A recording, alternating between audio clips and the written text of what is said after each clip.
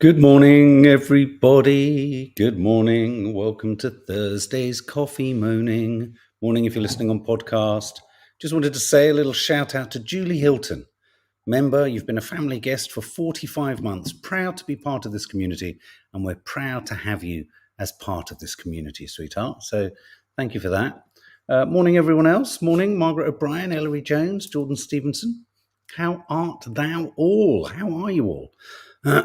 It was a chaotic. It was a rude. It was ridiculous. It was funny. It was silly. Faith. I was thinking. I haven't seen Faith for a while. Lee Durrant, welcome. Shannon Glendinning.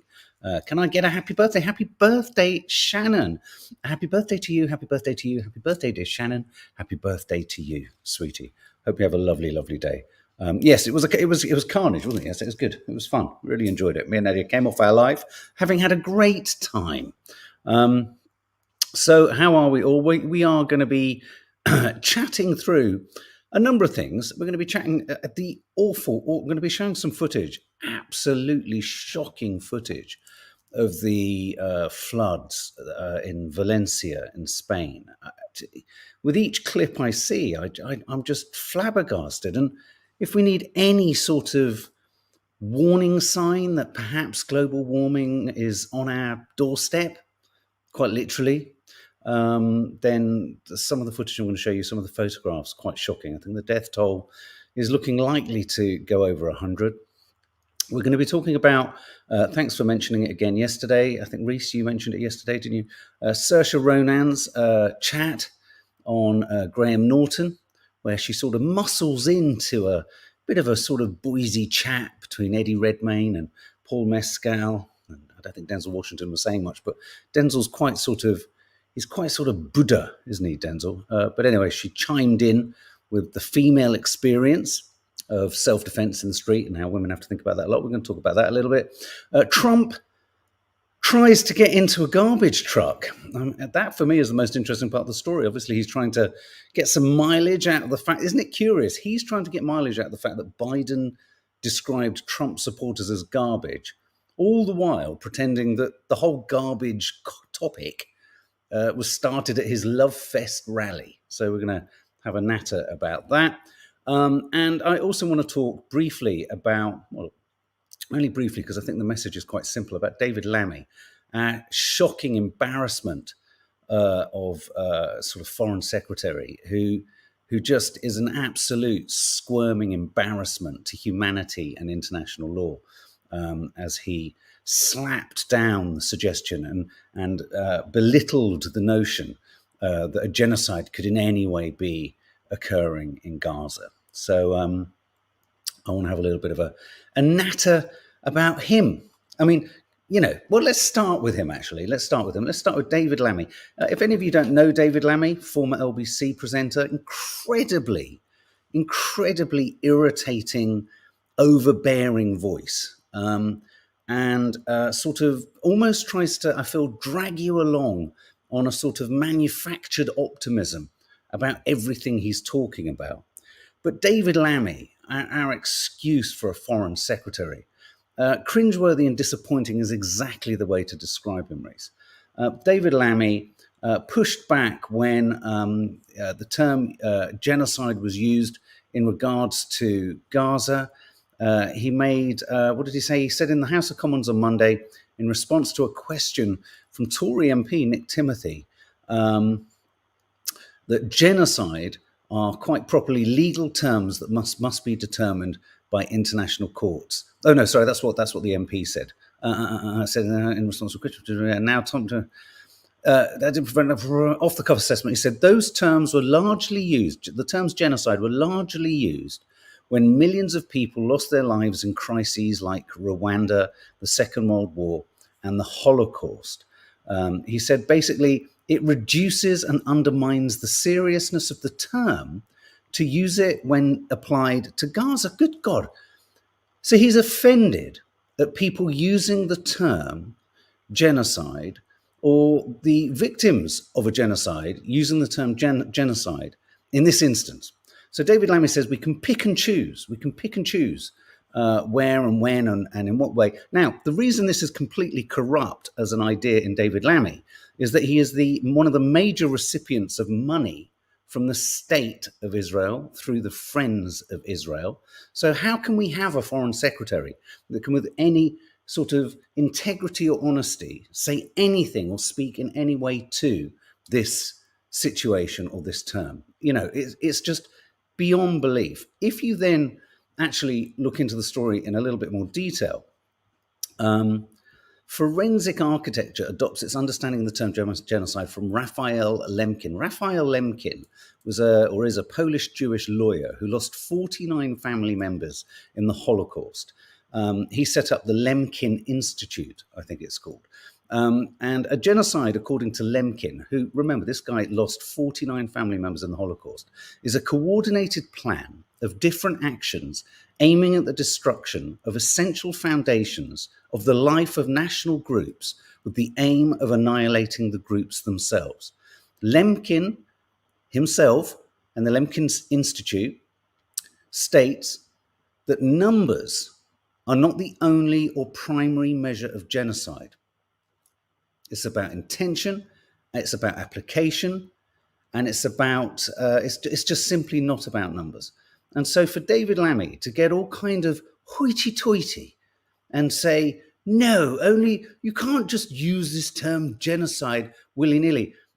I think the very fact that the International Court of Justice has said there is a plausible genocide would be and should be enough, would be or should be enough for him and the Foreign Secretary and the Labour Party to not be so cock-a-hoop and cocksure and certain in their dismissal of the term. They should be a little bit more, I think, measured, a little bit, look, we can understand why is there no sort of humanistic understanding? Look, we can understand, even if they're not legally able to sign up to it yet, they should be able to nudge towards it. So if it's not a genocide, Lammy, what is it? What is it, matey flip?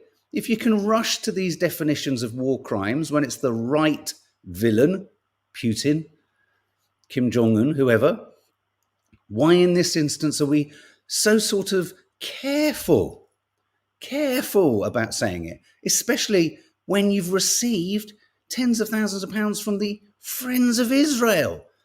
I mean, the corruption, it's nothing else, it's corruption. The absolute corruption in the application of international humanitarian law and definitions by this Labour government. I can't even wrap my head round what the Labour Party has become.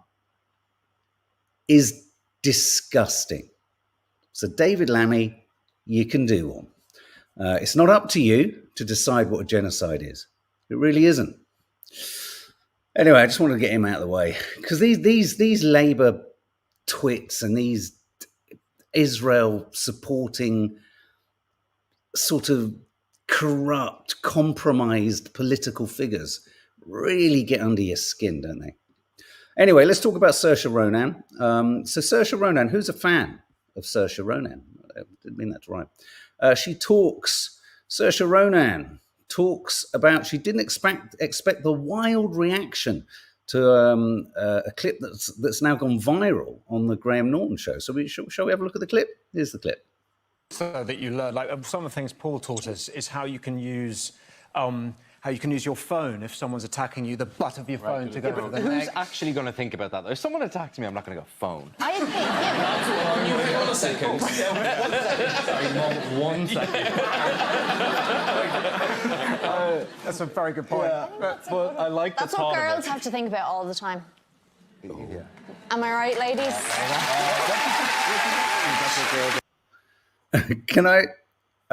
I'm being a bit mean here. I'm being a bit mean. Can we just look at the moment, watch the moment the wind is taken out of the sails of certainly the two younger guys? Watch this. That moment where it's all fun and chat and it's all boysy, it's all chit chat, and she just calmly delivers a killer line. And you see the boys try to do an immediate handbrake turn. Watch this again. Handbrake turn incoming. That's a very good point. Yeah, but I like that's what girls have to think about all the time. Am I right, ladies? Paul's hands go on his tummy. Eddie Redmayne's like, "You're not wrong." Paul's face absolutely dropped. I think what they both. I mean, Denzel's just always in chill out zone, isn't he? He's never overly animated. Denzel. You can't make Denzel move quickly, whether it be in response to something or on something. He's a rock, is Denzel. But the other two, oh, what kind of huge faux pas have we made? Anyway, of course, this clip has gone viral. And of course, it talks to, she's also been on the radio talking on, I forget what the name of the follow-up radio show was, but, talking about the fact that she didn't expect it. The Ryan Turbiddy show on Virgin Radio UK. She said, it's definitely not something I'd expected, and I didn't necessarily set out to make a splash, Saoirse says. I think there's something really telling about the society that we're in right now and about how open women want to be with men in their lives. She describes the fact that a conversation had opened up, as we saw, felt very similar to the kind of chats we have at dinners with all my friends. And I just wondered whether, I wanted to ask any of our female, certainly younger female followers, subscribers, family guests, do you find that? Do you find that even though we have a much more sort of, well, we say we have in certain circles a sexually rehabilitated male kind of, but do we? Are men quick to forget their privilege? I mean, I think that's what you got there, wasn't it? In that situation there, you had a bunch of men all chatting and laughing about self-defense and da-da-da. But actually, self-defense is a very, very, very, very big issue for women. I do think about it, Clodagh. My 30-year-old husband, Shauna Roche, my 30-year-old husband still thinks I'm being dramatic when I talk about the troubles of women. I wonder if he would feel different if I'd had daughters instead of sons. That is interesting. I mean, my line on that, Shauna, and I'm pleased you say that. It's interesting that you don't have daughters. You're the woman in the household. Excuse me for a moment. When I've worked with lots of people who have a slightly sort of, what would you say, disparaging attitude towards women or women's experiences, or perhaps feel that some women are overcooking the drama, I've had to draw people up and say to them, do you have any daughters? Would you say that to your own daughter? And it is interesting. It does make a difference. As soon as you have daughters, it makes a massive difference. I mean, not a day goes by where every single one of our children's kind of journeys are we not microscopically thinking about, or kind of just making sure or checking in with them, or getting them to text us, and where are you, hey, you're going to have one ear in, are you going to have both ears in, are you going to have, where are you going to be holding your iPhone? I mean, it's bad and it's dangerous in a different way for boys.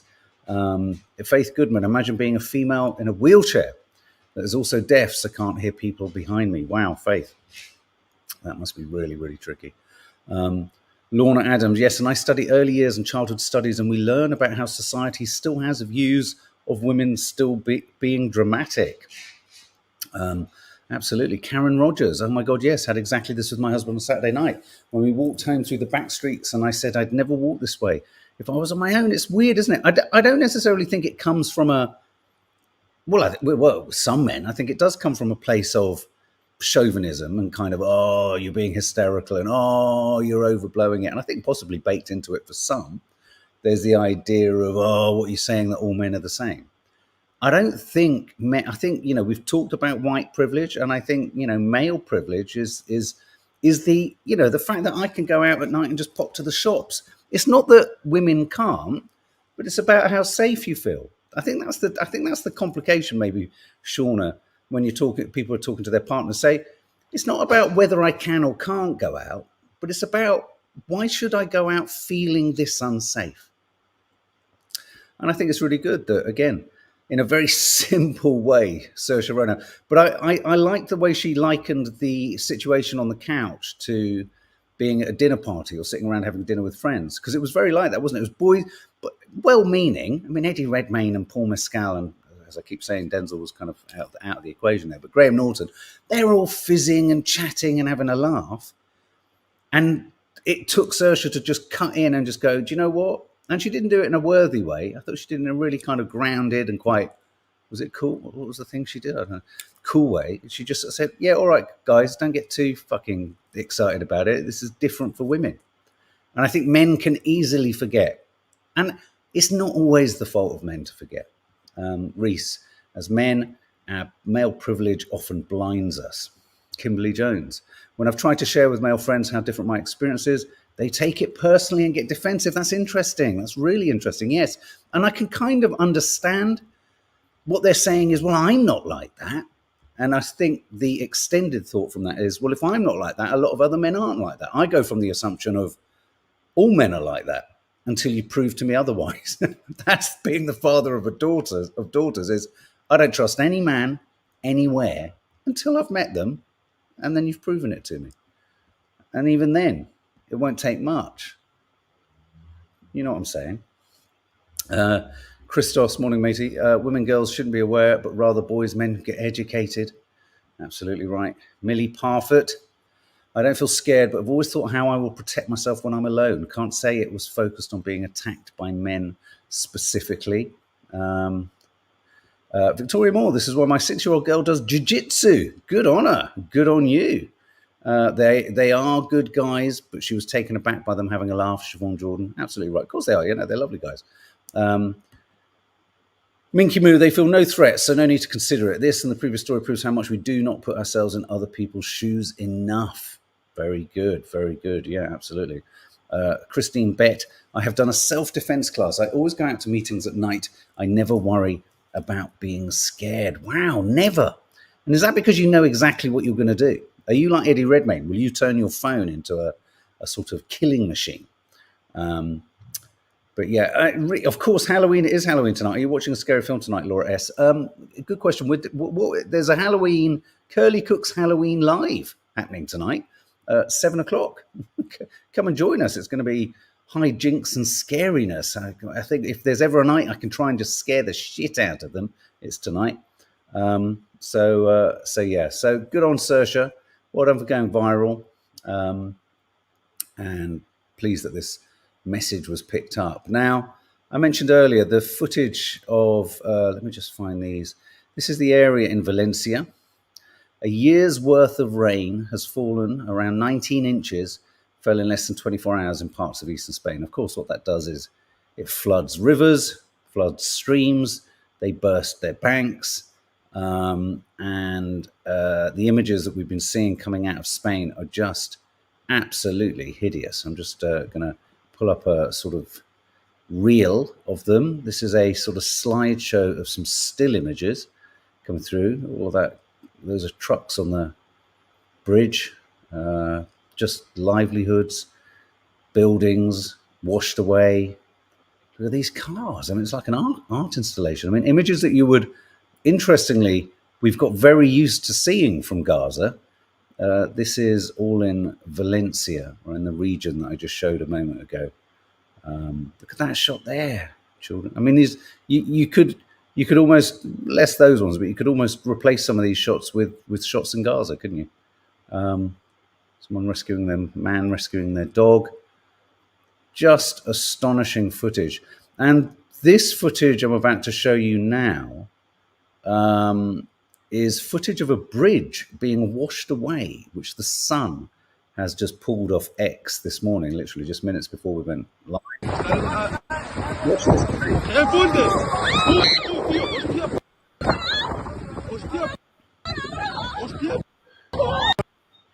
It's quite staggering footage, and I'm just going to put this footage up as well. Just going to use the audio on it. I'm just playing footage for those of you listening. We're looking at cars that are literally being washed down, countless cars washed down roads that have turned into free-flowing rivers. I mean, not streams. But look, I mean, this was nearly 100 people. They think the death count's going to be much higher. Over 100 people died. Look how high it is in the houses. And inside houses that I've seen footage of old people in care homes in wheelchairs struggling to wheel them out. I mean, look at that. That's just outside your window. Look, there's huge trash bins being driven down the road. Look at this sort of bridge and verge here. Look, all of those cars just being pushed down there. It's like the huge tsunami. I mean, and is this what we've got to look forward to? I mean, oh look, and this is the footage of the person with the dog being helicoptered out. Just so shocking. So shocking. Now, of course, did Spain's weather warning system fail? That's the question. 3 days of mourning have been announced in Spain. You know, deadly floods and droughts, they're the two opposite ends of the same climate crisis. The problem with climate, have you noticed this with climate change deniers? Look at this. Yeah, look, Busson. I live in Barcelona, which is only 300 kilometers away, and we haven't had any storms or floods at all. So strange. Yeah, I mean, I don't think you're suggesting anything untoward there, right? I think the weird thing about this is that whichever weather catastrophe is sort of predominant at a time. So floods. So say today it's floods. We're talking about floods.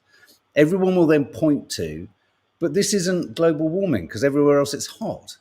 And then when it's drought and crop failure, which let's face it, in the current news flow, crop failure isn't an acute news story, is it? It only becomes a news story when suddenly there are no, I don't know, avocados in the supermarket.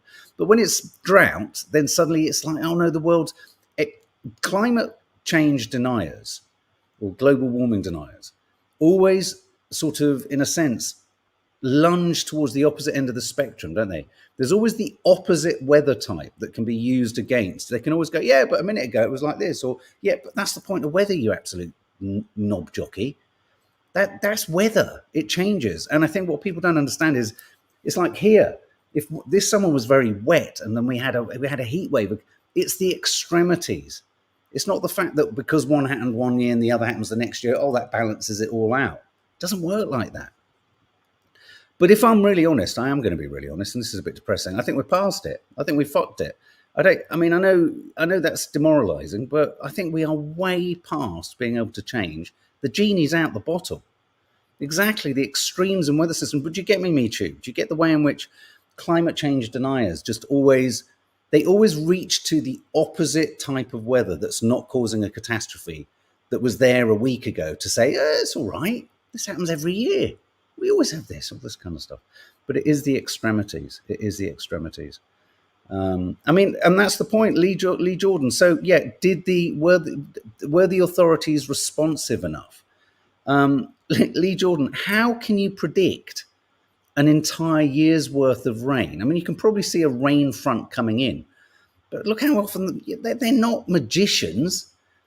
I sometimes think meteorology. I mean, I have to confess, though, that many of the iPhone apps are shit. The Apple weather app is so inaccurate. But they're not, these meteorologists, they're not God. So what could be done? And once you know there's an enormous kind of year's worth of rain in there, that cloud, what are you going to do? Are you all going to start running away from a cloud? I mean, it's easy to blame, isn't it? It's the weather. It's how we live. Tanya Dixon, the new normal. These storms are happening with just 1.3 degree of warming. Current forecast is for 3.1, isn't it? I think 3.1 degrees by the end of the century. Warmer sea and air equals more rain. It's going to be Waterworld before you know it. Jane Bentley, really pleased. Yeah, hubby was amused by you saying knob jockey. Haven't heard it in years. There are so many knob jockeys. David Lammy's a knob jockey. You know, so many of them. There's, literally knobs just riding around on horses. Okay, so, but not, this is a major catastrophe. This is, isn't it interesting? I think it's when it hits places that we can relate to. So as Brits, we go on holiday, don't we, to Spain? So this is like, oh, fucking hell, this is almost like home from home. But it's on us. We're in it. We're in the eye of the storm. And I do genuinely think, without wishing to sound bleak, we're past it. We fucked it. We had our chance. I don't see how we're going to be able to stop things. Not this one little country putting in a few oil heaters or whatever. It's like trying to get dry in a very heavily flowing shower. It ain't going to happen. Okay, I'm just going to remove all these from here so I don't get confused. Now, Donald Trump is trying to get as much political mileage and campaign mileage out of Biden's incoherent elderly mishap, where he said that all Trump followers are garbage. And then we were laughing about it yesterday, where the White House put an apostrophe in there to make it sound like it was the Trump supporter who said the joke about Puerto Rico being an island of garbage. So anyway, so the weird thing about this story is the really hostile remarks which condemned an entire part of America and ethnic group came from the Love Fest rally of Donald Trump. But weirdly, Biden, who admittedly it was a mistake, Kamala Harris's head must be in her hands. Someone, has anyone gone into the Oval Office and just punched Joe in the face? Thing is, with Joe's face, if you did punch him in the face, it looks like it's made of marshmallows, so it'd probably bounce off and gone, "What's wrong with you, you stupid old man?" That's what Kamala really wants to do. But of course, you can't do that. You can't beat up an old man, even if he is the president. So she's distancing herself, you're right, Reese, from those comments. But anyway, but Donald Trump, always the kind of the entertainer, always, spies a sort of publicity opportunity. He's got a garbage truck and he's put garbage on the side of it. Now, when you watch this clip, I'm more intrigued by the way in which he struggles to get into the truck. Check it out. Oh, hang on a minute. Let's just start that once more. That's got everything about that as a "Have I Got News for You" clip, isn't it? He reaches for the door handle. Oh, there's got to be. Hang on a minute. Oh. Now, if that was Biden, wouldn't Trump be up like a rat up a drain pipe? He can't get on a truck. He can't even open a door. He probably doesn't know what a door is. The door is a big door. We're going to get through the door. Where is the door handle? I'm getting on a truck. Okay. Got to get up the steps. I can't move my leg. Oh, 1 step. Oh, 2 steps. 3 steps. They shouldn't be talking. That's like deplorable for Hillary. This is the deplorable for Hillary. And I think... So what he's referring to there is he's trying to draw an equivalence between the moment Hillary Clinton in 2016 said the deplorables, i.e. dismissing an entire section of the electorate. He's trying to conflate the two. And in fact, what he said is that Biden's description of his supporters as garbage, Trump has said he's referring to 250 million Americans, which some pundit somewhere has done the sort of statistics on that, which basically means what Trump's saying is by those numbers, he's assuming, or he's claiming, he's basically deducted all the people who voted for Biden last time from the population of America. So in that quote saying Biden has called 250 million Americans garbage, he's claiming that they all support him, which of course they don't. It's worse, actually. For Joe Biden to make that statement, it's really a disgrace. Puerto Rico, and Puerto Rico loves me. I don't know anything about a comedian. I love Puerto Rico. Nobody's done more for Puerto Rico than me.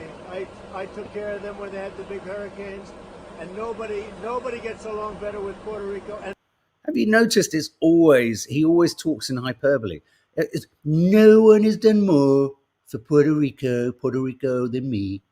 No one's done more for anything than anyone than him. He's done everything more than everyone for everyone. I've done everything for everyone everywhere, all of the time, more than anyone else, forever, more. Puerto Ricans are massively withdrawing their support. He's lost something like 250,000 votes in the key swing state of Pennsylvania. This could be the October surprise. This is why he's now in a garbage truck, or trying to get in a garbage truck. Now, the final part of this clip that's quite funny is obviously he seeks to drive off, but then the cameras keep rolling at the end of what he probably thinks is the picture opportunity. Puerto Rican people than me. They love me and I love them. I don't know anything about the comedian. I don't know who he is. I've never seen him.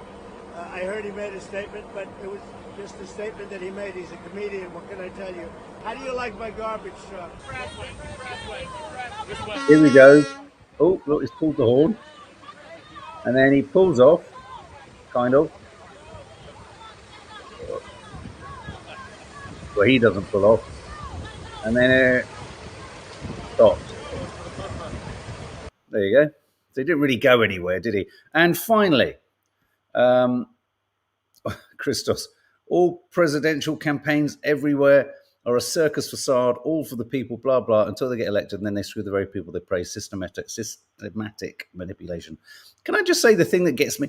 I was listening to them in the House of Commons yesterday with the budget and everything, and you listen to the, what was it? Invest, invest, invest.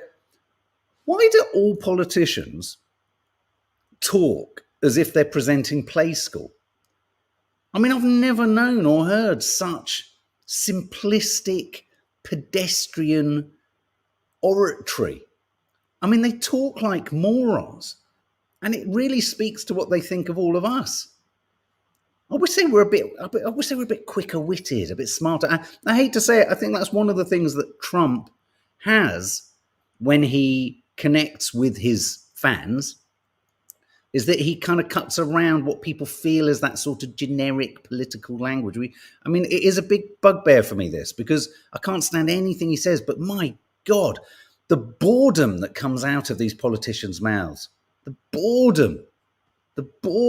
They go in with good intentions, Michu, but so many of them lack the spark of connection, or articulation.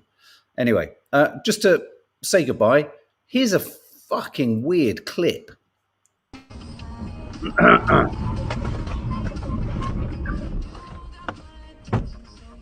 For those of you listening, you've just watched a herd of deer not run across a road, but hop across a road and land on top of cars. I kid you not. Do you want to see it once more? It's quite something, isn't it? Michelle Obama has the spark. Absolutely right. Absolutely right.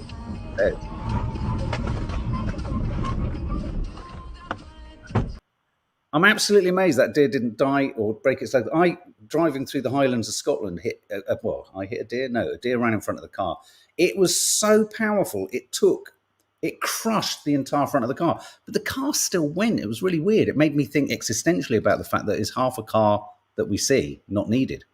Anyway, on that note, going to head off. See you tomorrow, guys. As I say, Curly Cooks tonight, 7 p.m.